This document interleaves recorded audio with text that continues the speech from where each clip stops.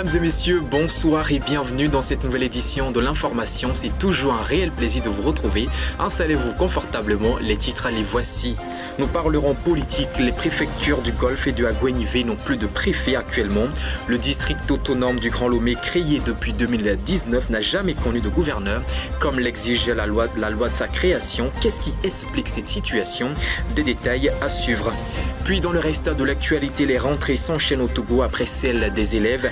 Les apprenants des établissements publics et privés de formation supérieure ont repris le chemin des salles de cours ce lundi. Nous étions sur le terrain, le compte rendu à suivre dans cette édition. Au-delà de nos frontières au Burkina Faso, plus de 30 ans déjà que l'ancien président et révolutionnaire burkinabé Thomas Sankara a été assassiné. En hommage au défunt, un boulevard porte désormais son nom au Burkina Faso et un mausolée bientôt érigé en son honneur, vous le verrez. Conflit israélo-palestinien, plus d'une semaine d'affrontement déjà. La bande de Gaza est assiégée par Israël. En plus d'être privée d'électricité et d'eau, l'aide humanitaire destinée à la population de la bande de Gaza s'empile dans le Sinaï égyptien. Le point sur la situation dans cette édition. C'est donc tout pour les titres de ce soir. Restez avec nous, les précisions, c'est dans un instant.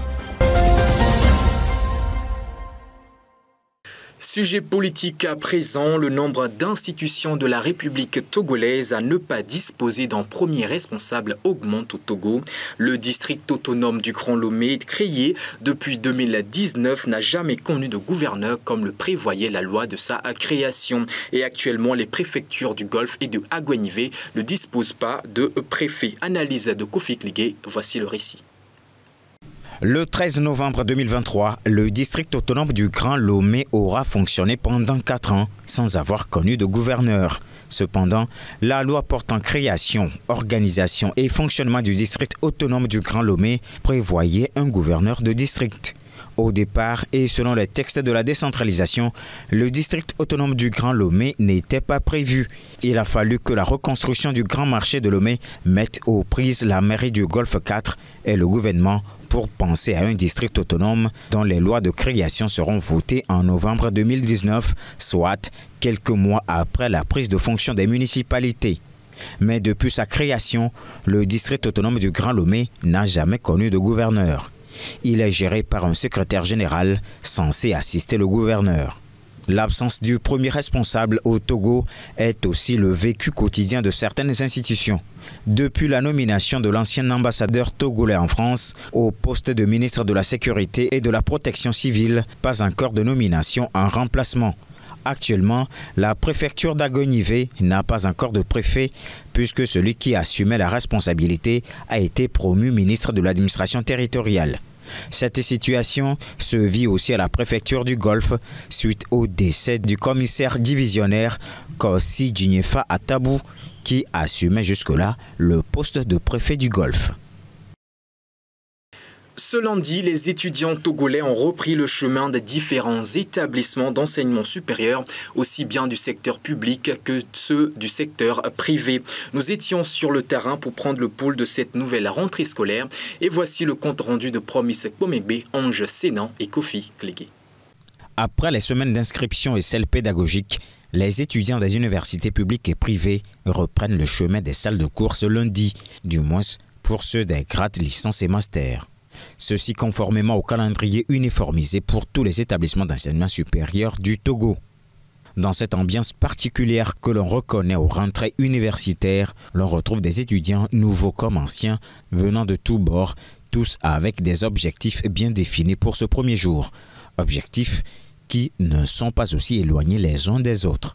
Au fait, je suis dans ma 3e année en FDD, donc je suis venu pour visiter, voir comment ça va dérouler l'année, voir les emplois du temps et autres. Donc, nous n'avons pas le cours cette semaine. Bon, c'est dans les prochains jours. Je suis là aujourd'hui pour suivre les cours qui débutent. Aujourd'hui, on a 2 matières. Moi, ma filière, c'est la chimie. Pour nous, il y a 2 groupes. Le groupe A, il y a 6 semaines de cours en présentiel et 6 semaines de cours en ligne.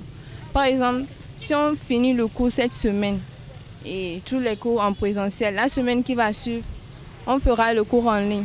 Et on va intercaler ça. Si on fait le cours en présentiel cette semaine, la semaine qui va suivre, c'est en ligne. Et celle qui viendra, c'est toujours en présentiel. Aujourd'hui, je suis venue pour voir les emplois du temps, connaître certains amphis aussi. J'ai déjà fini l'inscription en ligne, mais il me reste l'inscription définitive. Aujourd'hui, moi, je n'ai pas de cours. C'est la semaine prochaine que j'aurai des cours. Donc, je suis venu voir l'amphi où on fait les cours. Je fais la FASEC. Donc, je suis venu voir l'amphi où on peut faire les cours pour voir la semaine prochaine être ordonné pour faire les cours, quoi. Selon le découpage, le semestre Harmattan s'étend du 9 octobre 2023 au 20 janvier 2024. Les congés de fête de fin d'année vont du 23 décembre 2023 au 7 janvier 2024. Les évaluations et résultats couvriront la période du 29 janvier au 10 mars 2024. Le semestre mousson va du 18 mars au 29 juin 2024. Les congés de Pâques du 25 au 7 avril 2024 et les évaluations et résultats du 8 juillet au 18 août 2024. Rappelons que désormais, l'obtention des diplômes de licence et de master est soumise à des examens nationaux. Ceci concerne aussi bien les universités publiques que privées. La mesure, selon les autorités de tutelle, vise à garantir une évaluation équitable et impartiale des compétences des étudiants, mais aussi la qualité de l'enseignement supérieur et de la formation professionnelle, la fiabilité et la crédibilité des diplômes au niveau national et international, favorisant ainsi la mobilité et l'insertion professionnelle des diplômés. Intéressons-nous à présent au secteur agricole. Malgré les efforts consentis par les autorités togolaises, des défis demeurent, en particulier en ce qui concerne la mécanisation ainsi que l'irrigation. Des défis sur lesquels la Turquie s'est récemment engagée à collaborer avec le Togolais. Précision de Jessica Rallo et de Bernard Quinvi. Bien que l'agriculture togolaise soit faiblement structurée et connaisse un développement plus ou moins lent, elle contribue au produit intérieur brut du pays à hauteur de 40%. Ceci alors que le Togo dispose d'environ 3,6 millions d'hectares de terres cultivables avec 60% de superficie pour développer ce secteur. Cependant, seulement 1,4 million d'hectares sont exploités. Une situation qui s'explique par plusieurs facteurs dont aux premières loges la faible mécanisation ainsi que les défis liés à l'accès au financement par les acteurs agricoles.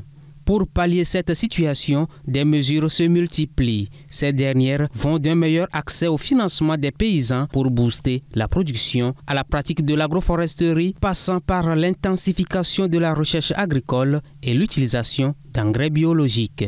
Les potentiels exploitables agricoles du pays, combinés à ces différentes mesures, présagent une croissance agricole illimitée pour le pays, ce qui attire davantage de potentiels partenaires vers ce secteur. Récemment, la Turquie a souligné renforcer son partenariat avec le Togo, particulièrement dans le secteur agricole, en y apportant son expertise. Celle-ci va principalement porter sur la mécanisation de l'agriculture ainsi que l'importance de l'irrigation. La pêche, quant à elle, ne sera plus du reste.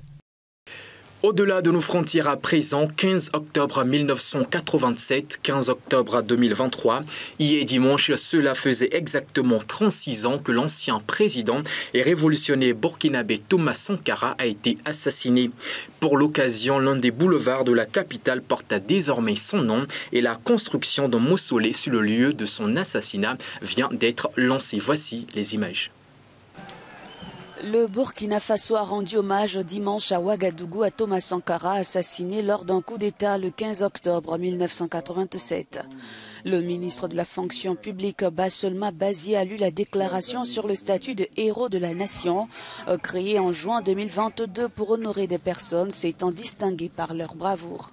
Article 1 est reconnu à feu capitaine Isidore Thomas Noël Sankara la qualité de héros de la nation. La journée d'hommage à feu capitaine Isidore Thomas Noël Sankara est célébrée chaque 15 octobre à Ouagadougou.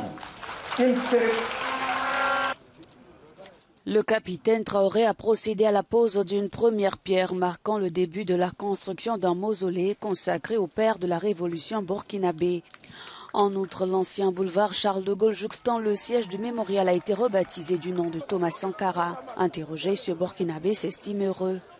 Aujourd'hui, le boulevard a été baptisé boulevard Thomas Sankara à la place de boulevard Charles de Gaulle. Donc aujourd'hui, c'est une fierté pour nous parce que si nos boulevards avaient des noms des impérialistes, et aujourd'hui on pense que nous avons aussi des héros, nous avons aussi des Burkinabés valeureux que nous pouvons prendre ces boulevards ou bien ces rues-là, nommer à nos braves.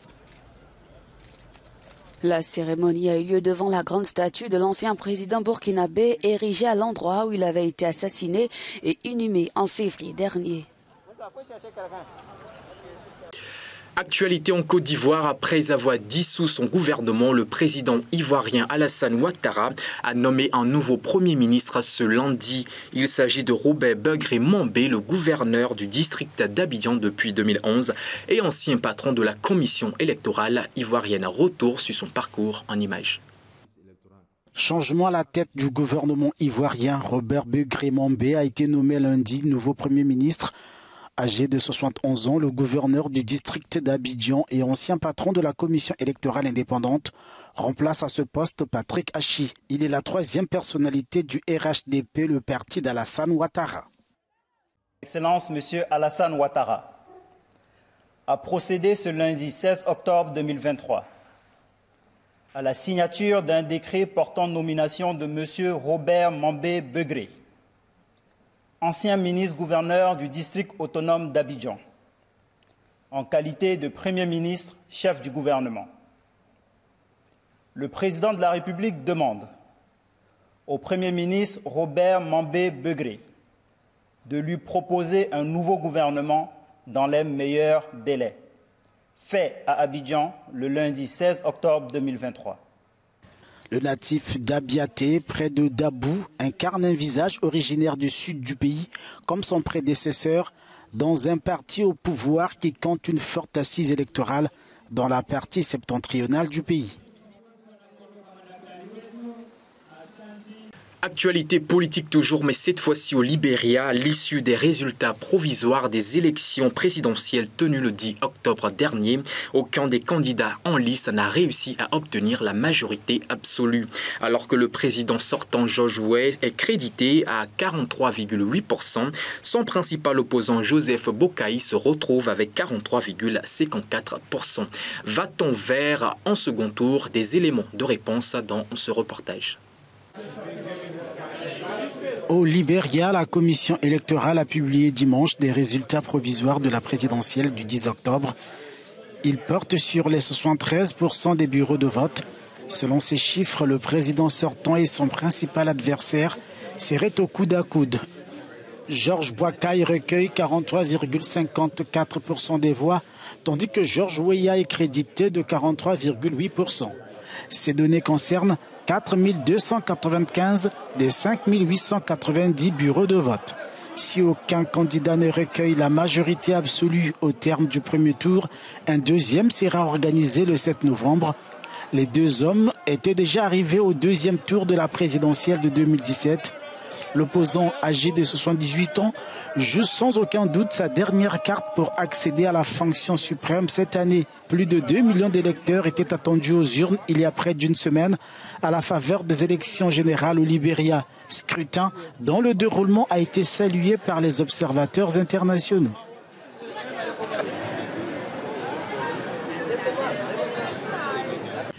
Succès Masra, l'opposant tchadien en exil depuis la répression meurtrière contre des manifestants opposés au report des élections par la junte militaire au pouvoir au Tchad, ne rentrera plus au pays le 18 octobre prochain comme prévu.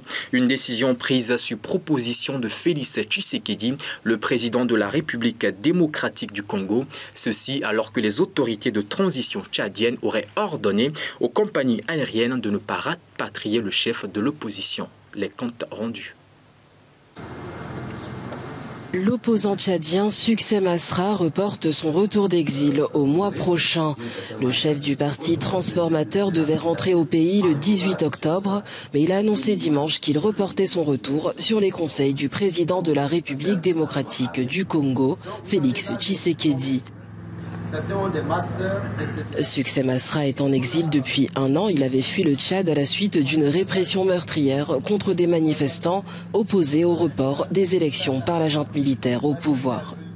Sa décision de reporter son retour au Tchad intervient après que les autorités de transition auraient ordonné aux compagnies aériennes de ne pas rapatrier le chef de l'opposition et de fournir les noms de tous les passagers se rendant à N'Djamena, la capitale.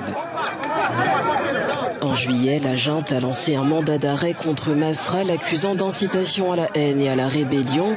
Et pas plus tard que le 8 octobre, des dizaines de militants du Parti des transformateurs ont été arrêtés à N'Djamena alors qu'ils préparaient le retour de leur leader, selon la police.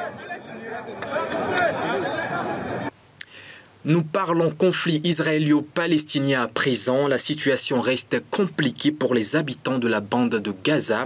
Privés d'eau, d'électricité, les aides humanitaires multiformes envoyées à Gaza ont été interceptées et bloquées dans le Sinaï égyptien, bombardé et assiégé par les forces armées israéliennes. La situation dans ce reportage.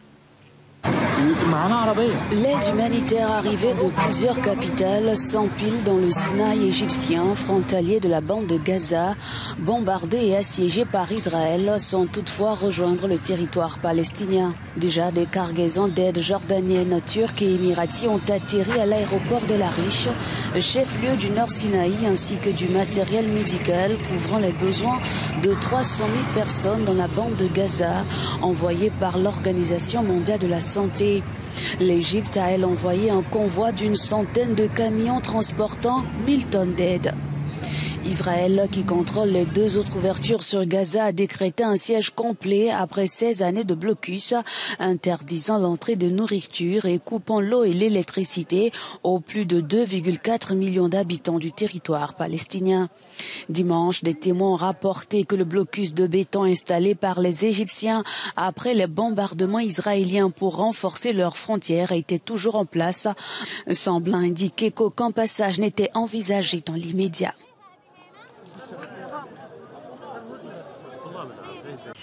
Et pendant ce temps, les familles des personnes disparues ou prises en otage par le Hamas continuent par réclamer le retour de leurs proches.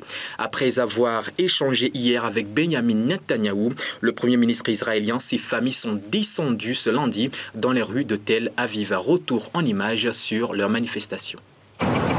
Plusieurs personnes se sont rassemblées lundi à Kiryat Tel Aviv, qui abrite le quartier général militaire, pour exiger la libération de leurs proches. Le Premier ministre Benjamin Netanyahou a rencontré dimanche soir pour la première fois les familles des Israéliens disparus ou pris en otage. J'ai fait confiance à cet homme durant 15 ans pour la vie de mes enfants. Et voyez ce qu'il nous fait. Il est préoccupé par son ego, sa carrière politique, ses pots de vin et tout. Son ego, son héritage, c'est ça son héritage. Du sang sur les mains, sur son héritage. C'est ça son héritage. L'armée israélienne a affirmé lundi que 199 personnes avaient été capturées par le mouvement islamiste palestinien Hamas lors de l'attaque du 7 octobre. D'après un bilan actualisé, selon plusieurs manifestants, il faut un échange de prisonniers. Je suis ici pour la libération immédiate et un accord pour libérer tous les prisonniers, tous les otages israéliens. La façon de le faire immédiatement est de libérer tous les Palestiniens qui sont prisonniers, captifs en Israël. Et cela devrait se faire immédiatement. Selon les derniers chiffres fournis par des responsables israéliens, plus de 1400 personnes ont été tuées en Israël dans l'attaque du Hamas. De retour au bercail pour Palais Sport à présent, la saison 2023-2024 du championnat national de football de première division va démarrer le dimanche prochain. Une nouvelle saison qui s'annonce en tout cas passionnante car façonnée par de nouvelles règles. On écoute les précisions de Bernard Quinvy.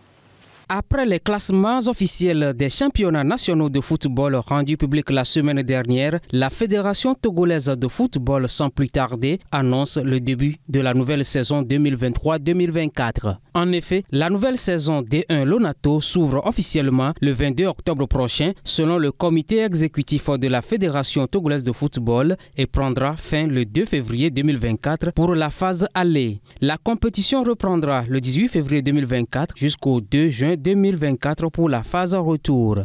Voici un aperçu des affiches de la première journée. Le champion Asco de Kara débutera sa campagne en recevant les requins mâles d'Aneho Borlesou. L'un des promus Doumbé FC de Mango croisera Unisport de Tchaoudjo. L'AS Bina ira en découdre avec Espoir de Zio. Tambo FC de Dacha se mesurera à Semassi Football Club de Sokodé. Gomido accueillera à Kpalimé le dynamique togolais. Le vice-champion en titre AS Seka sera face à Kakadle de Defalé. L'AS Barracuda, anciennement connu sous le nom de AS Togoport, affrontera le champion de la D2 Bikenti de Bassar. Cette première journée sera bouclée par un derby de la capitale Entente 2 AS OTR. Après les 30 journées qui seront disputées, l'équipe classée première au classement général définitif sera déclarée championne du Togo. Les équipes occupant les 4 dernières places au classement seront reléguées en deuxième division. Ce sera donc tout pour l'actualité de ce soir. Mesdames et messieurs, merci à vous de nous avoir suivis. Merci de rester fidèles aux différents programmes de la 7. On se retrouve demain. D'ici là, bonne suite de soirée et portez-vous bien.